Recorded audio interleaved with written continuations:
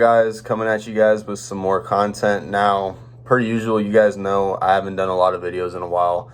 Actually trying to kick up some off-season content lately, but personal life always gets in the way. So, basically, I've been talking about this for a very long time, and I'm finally going to do my first video. So, for those of you guys that don't know, I've been talking about doing reaction videos for quite a while now, and after a while talking about it, I'm finally going to do my first one. And there's no better way to start it off than reacting to someone I technically work with on YouTube, a guy that people consider a homer, I guess, no personal shots or anything, but there's no better way to react to it than the Chicago Sports Talk Michaels. Now, first off, the reactions that I do, it's going to be sports related for the most part, but if there's a video you guys want me to react to, whether it's sports or not, just send it to me as long as I'm able to show it on YouTube. I really don't care. But like I said, first episode, we're going to react to a Michael video on the Chicago Bears. Now, for those of you guys that don't know, Michael is a big Chicago Bears fan. As of lately, I don't want to really say he's completely a real fan, but I'll just leave it at that. And you guys may or may not know RJ. He's a Giants fan who does content on pretty much any team you can think of in the NBA and NFL specifically. I watch his content a lot. He's got a lot of good takes. I actually fuck with his content a lot. I kind of wish I had the time to do what he does, which is just make videos like on certain topics over and over again. But it is what it is. I respect what he does. I respect the takes that he makes.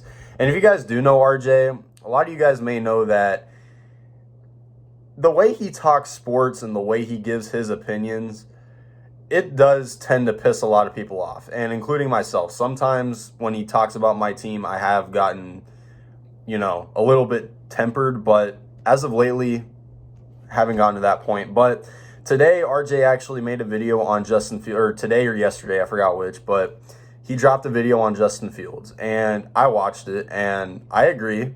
If you guys have seen my podcast, I don't really think Justin Fields is the guy for the Chicago Bears. I think they should draft Caleb Williams and trade Justin Fields to Pittsburgh or Atlanta, a team like that. So, basically, RJ made a video on Justin Fields, and Michael saw it, and I haven't seen this video yet, but I haven't seen this. Well, obviously, it's a reaction. I haven't seen the video yet, but Michael responded.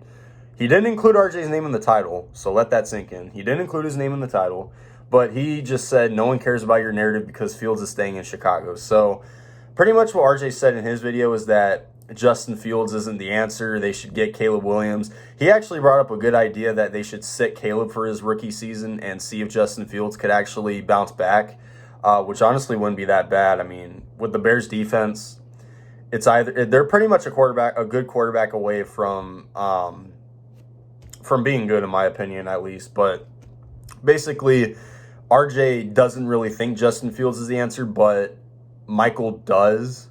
So I'm assuming Michael got enraged by the video that he saw. So we're just going to get straight into it. And my reaction, I have not seen this video yet completely.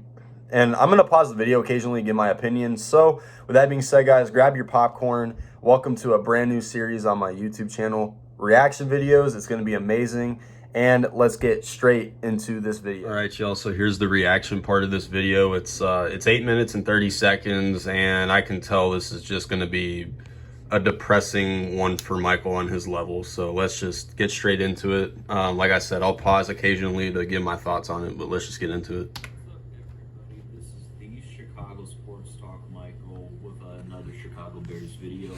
Hope you all are having a nice Thursday. Yo, Michael, do you ever comb your hair, dude? I'm gonna have to say this statement. Your narrative does not matter about Justin Fields. And your narrative doesn't matter about Caleb Williams, but you talk about him anyway. But go ahead. Because he's not going anywhere. And I'm going to explain why. Oh, great. Here we go. Earlier, I did the whole Chase Daniel evaluating Caleb Williams, breaking down his film. And then at noon was Shane Waldron's first press conference as the Bears offensive coordinator. He said that he is exchanging numbers with Justin Fields. What does that tell you? Literally. A coach that is getting a number of a quarterback that he currently has right now. Because do you guys have Caleb Williams yet? No. But Justin Fields is still on your team. So I guess as of right now, he's probably just playing into it as if Fields will be his quarterback for now. But obviously draft is in a couple months. We all know what's going to happen too. Where the Bears are going. If Justin Fields was going to be traded, Shane Waldron would have never exchanged numbers with Justin Fields.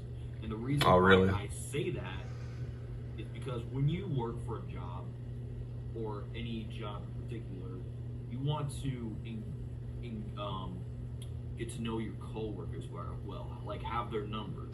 There you go. You just said it. So whether Justin Fields is staying or going, he's going to exchange numbers or whatever the hell he's going to do with Justin Fields as of right now, because as of right now, he is your quarterback. But he's not the one that makes the decision in the draft. He's not the one that, makes the moves in free agency or make trades, etc. So, yeah. I speak from experience because I had a job before I went to college. Oh, I bet you did. So, realistically, this tells me that they're going to go in the direction of trading that first overall pick. And I already know what the comments are going to be saying. So, you can't pass up on Caleb Williams because he's a generational talent. Bruh.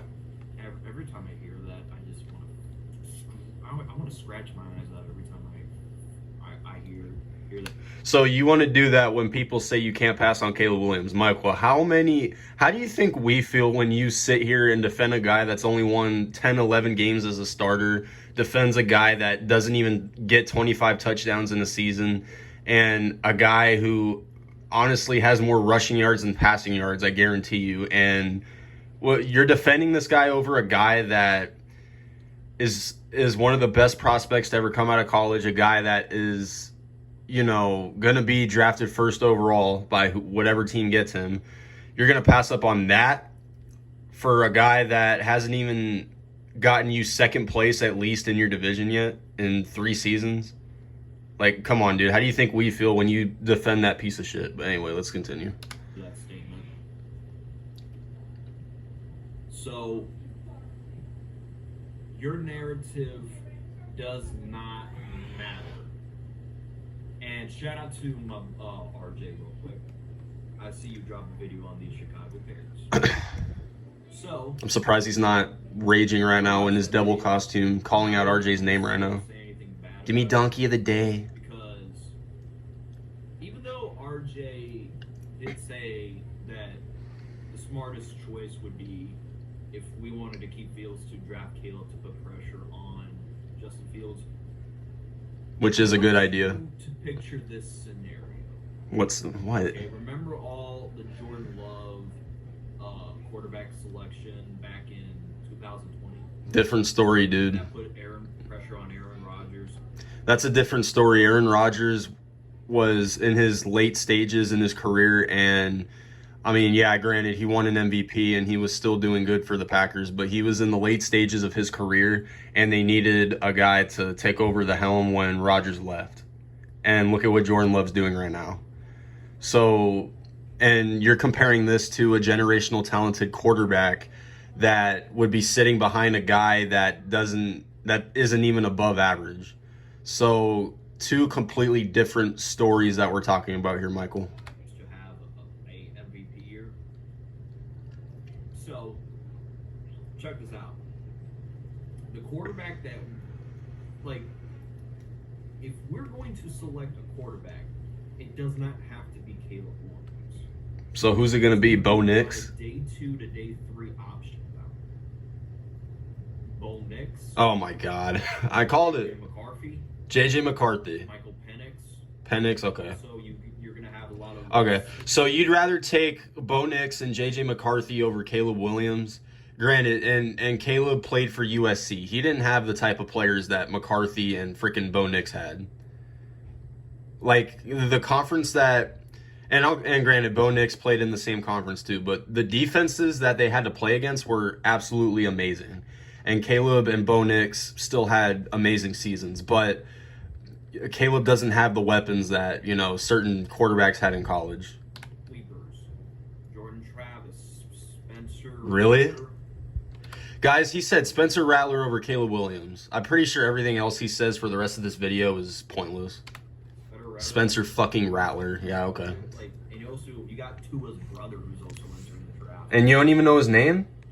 So, and plus, even if you do not put a quarterback, even if you don't draft a quarterback, the pressure is going to be on fields regardless. So yeah, why not take a chance on Caleb Williams if the pressure is going to be on fields regardless? It makes no sense. Your narrative does not necessarily matter. Neither does yours. Because I made a statement in my community tab. I bet you did. You make like 14 Caleb Williams diaries every day. So. Trade Justin Fields. Why haven't they done so yet? I brought up the Matthew Stafford trade that happened on January 1st. Oh, wow.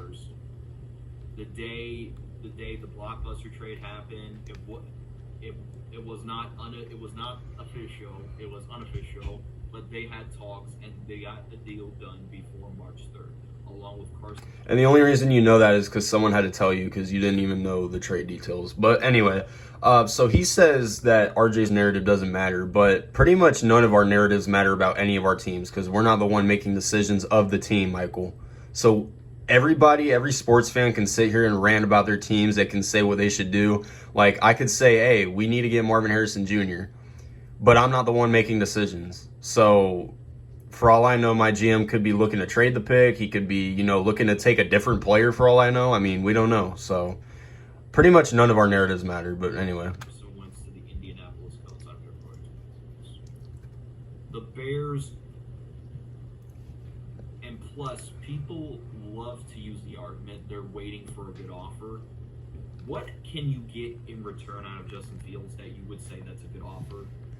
And don't say a first-round pick because due to the projections, I would say there is a 0.1% chance of the Bears getting a first-round pick out of Justin. So you basically just said Fields isn't worth it. So you kind of contradicted yourself there, dude. If he's not worth a first-round pick, why do you defend him so much? Meanwhile, there's teams that would give up 2 first-round picks for Caleb Williams, and he's not even on an NFL team yet. So just let that sink in, and everyone that's watching this, let that sink in your head. This dude basically just contradicted himself about his opinion on Fields. And to be honest, I already did a video saying that the Bears need to stay in the top 3 and get Marvin Harrison Jr. Which is stupid. I feel like he'll be. You got DJ Moore, Darnell Mooney, and Cole Kmet, and you need Marvin Harrison. With the 9th overall pick, this might be kind of a reach, but I'm drafting the center for Morgan, Jackson Powers, to address the center position because I want us to draft one instead of sign a veteran one. I've been said this, and I'm going to say it again. Get Caleb Williams first overall and draft the blindside tackle number 9. That is the best scenario for the Bears. Jesus. And like I said, if they were going to trade Justin Fields, what's stopping them from doing now? Teams already called them, and they probably just listen and be like, they didn't listen to it. And well, dude, free agency hasn't even started yet. They're gonna wait. They weren't shopping Justin Fields around the Senior Bowl. What does that tell you? Your narrative does not matter. Okay, we get it. Your narrative does not matter because you want to know why? Because they're going to do the same thing like they did last year, like it or not. And every single person that has worked in the Chicago Bears community, that's higher management, has said that they want the Bears to keep Justin Fields. Well, what are they supposed to say? That they want him gone? You really think Ryan? That would look very bad on a business perspective. I'm taking a rookie quarterback. Oh, great. He's going to lose his shit now. And moving on from this. What you can do is the smart decision, and RJ says it. I'd rather us make the playoffs next year because if let's just say if we decline a fifth-year option, then this would be an option. I'd rather us have that instead of drafting Caleb and going through the same cycle as we did with Mitch and Fields' rookie Oh my year, God. where Mitch went 5-11, Justin Fields went 6-11, and pretty much the head coaches got fired. I'd rather have that outcome and have to pay Fields the big money than that. Pay Fields big money for what? Losing? For missing the playoffs? You know, that is something the Chicago Bears would do, by the way. I mean, look at their quarterback history. Because I'm not dealing with this whole rookie quarterback doesn't win that many games. Coach gets fired, and they bring in a whole new regime that didn't draft him. So, and even if you don't want Caleb Williams, I mean, the pressure is going to be on Fields regardless. So, Is it though? If he gets paid, then he's there for life. Well, not for life, but you get what I mean. Since quarterback is the only position the Bears need. I mean, yeah. Look at your defense. For your defense, the only thing I would say is that you should pair Montez Sweat up with another pass rusher. And for your offense, I mean, you got the receivers. You got a decent running back core. And if you draft a blindside tackle in the draft, then yeah, pretty much a quarterback is the only thing you have left. So yeah, that pretty much solidifies it. I mean, y'all won 7 games with Fields and Bajent, for Christ's sake. Like, dude, really? Like I said, Crazy stuff. even though Caleb won't I don't think that the Bears are going to draft Caleb and keep Justin Fields because I don't think that's fair to both players. Because I believe Caleb wants to start. Tough shit, dude. Life's tough. Get a helmet. So, anyways, that's it. That's all for today's video. Let me know in the comments. Yeah, what I think is that Michael, just admit what you are, dude. You're a Justin Sexual, and you want him to stay on your team. I don't know why you love him so much when he wasn't even worth trading up to get him. Hasn't even won 15 games in his career in 3 seasons, which is, yeah, terrible. And a guy who, let alone, the whole point is that, Michael, you're just a Justin Sexual. That's the whole point, and that's what I've gotten from this video. But anyway, guys, that's the end of my first reaction video. Let me know what your thoughts. Let me know if there's something you guys want me to react to, and we're out.